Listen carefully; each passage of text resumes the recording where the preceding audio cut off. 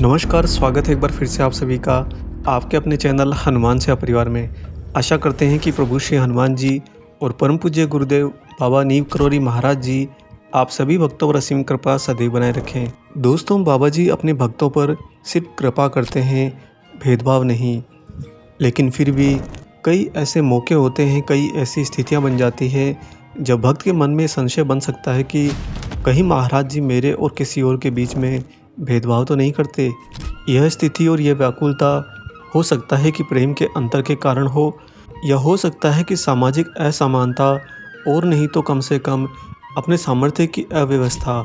इनमें से कुछ भी कारण हो सकता है जिसके कारण एक भक्त कभी ये सोच बैठे कि महाराज जी कहीं भेदभाव तो नहीं करते।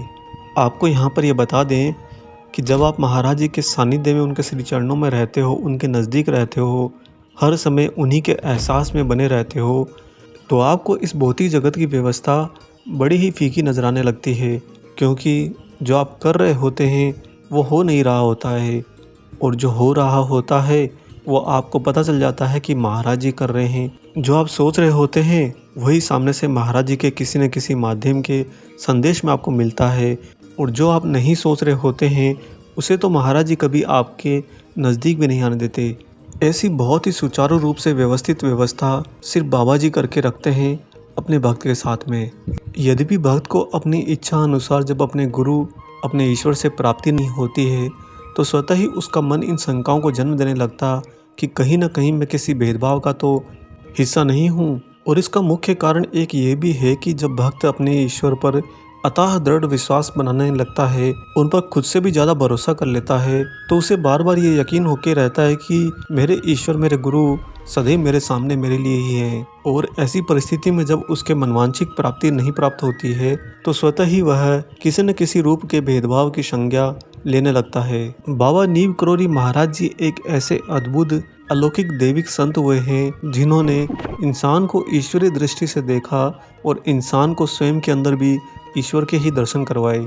इसी के चलते महाराज जी कभी किसी भक्त में कोई भेदभाव नहीं कर पाए, चाहे वह भक्त किसी भी व्यवस्था का क्यों ना हो, धरती के किसी भी कोने का क्यों ना हो, या फिर किसी भी भाषा, किसी भी धर्म, किसी भी जाति का क्यों ना हो। महाराज जी के लिए सारे के सारे मनुष्य बस एक ही माला के अंदर बंधे होते थे, और वह माला होती थी प्रभु श्री राम रूपी। देखिए दोस्तों, ईश्वर, गुरु और सिद्ध संत ये सदैव जानते हैं कि आपका जो ये मानवीय शरीर होता है, यह मात्र एक मिट्टी का छोटा सा पुतला है। इसका एक बार निर्माण होता है तो दूसरे ही बार में इसे ढा भी दिया जाता है। ईश्वर को इससे कोई फर्क नहीं पड़ता, क्योंकि आपका जो जन्म होता है वो इसी प्रकृति के पंच तत्वों में से निकलकर बाहर आता है, और जब आपकी मृत्यु होती है तो विभिन्न विभिन्न अंतिम क्रियाओं के द्वारा पुनः आपको इसी प्रकृति के अंदर मिला दिया जाता है। इसलिए ईश्वर का भाव आपके प्रति सदैव भेदभाव रहित होता है। आज आपको महाराज जी के इसी संदर्भ में एक सत्य घटना सुनाएंगे, जहां पर एक भक्त को महाराज जी के ऊपर ये संशय हुआ कि क्या बाबा मेरे में और दूसरे लोगों में भेदभाव करते हैं। तब महाराज जी ने किस प्रकार उसकी समस्या का समाधान ही नहीं किया, अपितु उसके हृदय के अंदर अपनी भक्ति का विस्तार किया। दोस्तों, ये घटना महाराज जी के सहशरीर रहते हुए समय की है, और दिल्ली में एक मशहूर डॉक्टर हुए थे, डॉक्टर R.K. करोली। और जब भी महाराज जी कभी दिल्ली वाले क्षेत्र में आया करते, तो करोली डॉक्टर साहब हमेशा बाबा के दर्शन के लिए अपने सारे कार्य को एक तरफा करके जाया करते थे। डॉक्टर करोली का यह कहना था कि अगर सामने ईश्वर खड़े हैं तो ईश्वर के बनाए इसी व्यवस्था और इसी कार्यक्रम में ज़्यादा रुचि लेने की हमें आवश्यकता नहीं। और यहाँ पर इस प्रकार डॉक्टर करोली जी महाराज जी को ईश्वरीय भाव में देखते हुए प्रतीत भी होते हैं, और जो कि पूर्ण रूप से वास्तव में सत्य भी है।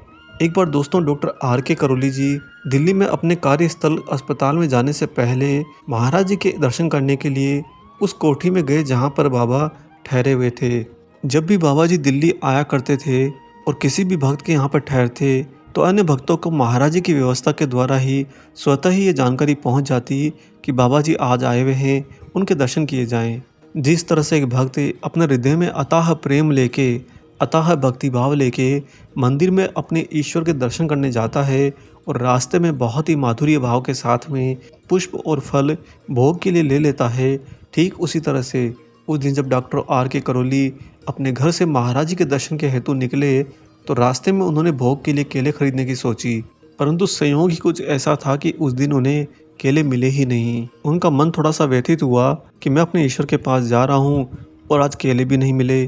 कहीं यह कोई अशुभ संकेत तो नहीं कि मैं जाऊं और बाबा के मुझे दर्शन ही ना हो। दोस्तों, इस तरह के ख्याल अक्सर आज भी भक्तों के मन में आते हैं जब कोई भी किसी भी मंदिर में अपने ईश्वर के दर्शन करने जाता है और जो उसने इच्छा रखी होती है उसके अनुसार रास्ते में घटनाएं अपना रूप नहीं लेती हैं। खैर, डॉक्टर आर के करौली साहब जब उस कोठी पर पहुंचे जहां पर बाबा आए हुए थे, तो वहां पहुंचकर उन्होंने देखा कि महाराज जी के दर्शनार्थियों की तो बहुत ही ज़्यादा भारी भीड़ लगी हुई है। बाबा उस भीड़ के पीछे कहीं अंदर में तख्त पर विराजमान हैं और एक कदम भी आगे बढ़कर भीड़ को चीरते हुए उनके नज़दीक पहुंचने का कोई अवसर नहीं दिख रहा। ऐसे में डॉक्टर करौली साहब हाथ जोड़े उसी भीड़ के पीछे खड़े रहे। मन ही मन सोचते रहे कि मुझे अस्पताल भी पहुंचना है और न जाने इतने भक्तों के बाद में मेरा कब नंबर आएगा बाबा जी के दर्शन करने का। अभी डॉक्टर साहब भीड़ में हाथ जोड़े खड़े हुए अपनी बारी आने का इंतजार कर ही रहे थे कि तभी उन्होंने देखा कि इसी बीच एक उद्योगपति आए और धड़धाते हुए भीड़ को धक्का मुक्की करते हुए सीधा भीतर चले गए बाबा के दर्शन के लिए। ना किसी ने उन्हें रोका, ना किसी ने टोका, ना ही आगे से महाराज जी की कोई आवाज़ उनके विरुद्ध आई। जब डॉक्टर साहब ने देखा कि एक उद्योगपति प्राथमिकता के तौर पर आगे बढ़कर महाराज जी के दर्शन के लिए चला गया है और मैं यहाँ पर कब से खड़ा इंतज़ार कर रहा हूँ, और देखो मेरी तो कोई पूछ ही नहीं, बाबा मेरे मन की बात जानते हुए भी मुझे दर्शन नहीं दे रहे। जब भी विरोधाभास के ख्याल डॉक्टर आर के करौली साहब के मन में उठने लगे तो डॉक्टर साहब ने महाराज जी के दर्शन करने का विचार ही त्याग दिया। उन्होंने सोचा कि बेहतर होगा कि अस्पताल समय से पहुंचा जाए, यहाँ पर खड़े खड़े तो न जाने कितने घंटे बीत जाएंगे। और वैसे भी आज देख ही लिया कि बाबा तो उद्योगपतियों के हैं, हम जैसे साधारण आदमियों के कहाँ। मन में उठे विचारों के पश्चात महाराज जी के दर्शन का विचार त्याग देने के कारण जो ही डॉक्टर साहब मुड़कर वापस जाने लगे, तभी उस भीड़ को चीरता हुआ एक आदमी एकदम से उनके सामने आया और आकर उनके पास में उनसे पूछा कि क्या आप डॉक्टर करौली हैं? उन्होंने कहा कि हाँ, मैं ही डॉक्टर करौली हूँ। तो वह व्यक्ति तुरंत ही आगे की ओर इशारा करते हुए बोला कि आपको महाराज जी ने बुलाया है। यह सुनकर डॉक्टर करौली साहब एक बार तो अवाक रह गए और अगले ही क्षण उनकी बाँचें खिल उठी कि अरे, बाबा ने मेरी पुकार सुन ली। खैर, डॉक्टर करौली साहब उस व्यक्ति के साथ में भीड़ में से होते हुए महाराज जी के समक्ष पहुँचे।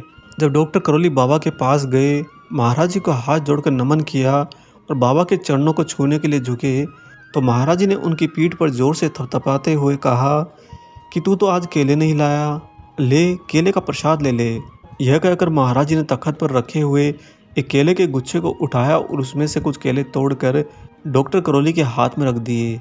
दोस्तों, उस समय डॉक्टर करौली की स्थिति बहुत ही अचंभित करने वाली थी कि जिस केले को वह महाराज जी को भोग लगाने के लिए रास्ते में लाने का सोच रहा था, परंतु उपलब्ध नहीं होने के कारण नहीं ला पाया, यहाँ आकर महाराज जी से वही केले के रूप में प्रसाद भी मिल गया।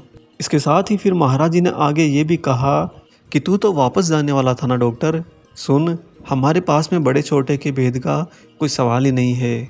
दोस्तों, जो ही परम पूज्य बाबा जी के मुख से ये श्री वचन डॉक्टर करौली के कान में पड़े कि हमारे यहाँ पर भेदभाव का कोई सवाल ही नहीं है, तो डॉक्टर करौली के मन में उठे पूर्व विचारों के कारण उनकी आंखों से झरझर कर आंसू बहने लगे। मन में अथाह ग्लानि होने लगी कि मैं क्या क्या विचार बनाए जा रहा था, और परम प्रभु तो बहुत ज़्यादा कृपालु और दयालु हैं। देखिए ना, उन्हीं की कृपा के कारण उन्होंने मुझे सबसे पीछे रहते हुए भी अपने पास में बुलाकर दर्शन ही नहीं दिया, अपितु मुझे केले का प्रसाद दिया, मुझे अपनी पीठ पर हाथ रखकर आशीर्वाद दिया और साथ ये सत्यापित भी किया कि मैं तो सिर्फ तुम्हारा ही हूँ, ठीक उसी तरह से जैसे मैं इस उद्योगपति का भी हूँ, मैं उस गरीब उस अमीर का भी हूँ, और जो यहाँ पर नहीं आया, जो घर बैठकर मुझे याद करता है, मैं उसका भी हूँ। डॉक्टर करौली साहब ने अश्रुपूरित नेत्रों के साथ में बाबा को धन्यवाद कहा, महाराज जी से आशीर्वाद लिया और वापस अपने अस्पताल को कार्यस्थल पर लौट गए। इसके बाद में उनके जीवन में कभी भी महाराज जी के प्रति कोई संशय नहीं आया।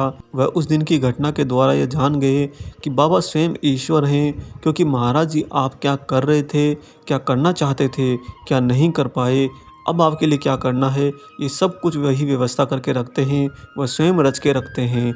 और उनके द्वारा रची हुई उस व्यवस्था के अंदर कभी भी भक्त के मन में कोई भी शंका तो आनी ही नहीं चाहिए। हम उम्मीद करते हैं कि इस घटना को, इस सत्संग को सुनने के बाद में आपके मन में कभी आने वाले समय में महाराज जी के प्रति कोई भी भेदभाव का भाव नहीं आएगा। महाराज जी का आशीर्वाद रूपी बृहद हाथ सदैव आपकी पीठ को थपथपाता रहे। इसी के साथ में हम आशा करते हैं कि आज का ये अलौकिक प्रसंग आपको ज़रूर पसंद आया हो। वीडियो अगर अच्छा लगा है तो जाने से पहले इसे लाइक कर दीजिए और अगर आप चैनल पर नए हैं तो चैनल को सब्सक्राइब भी कर लीजिए। मिलेंगे बहुत जल्दी ही एक और ऐसे ही दिव्य अंक के साथ। तब तक अपना और अपने माता पिता का अच्छे से ख्याल रखिए और परम प्रभु श्री राम जी का निरंतर गुणगान करते हुए बाबा हनुमान और बाबा नीम करोली महाराज जी की निस्वार्थ होकर सेवा करते रहिए। जय सिया राम।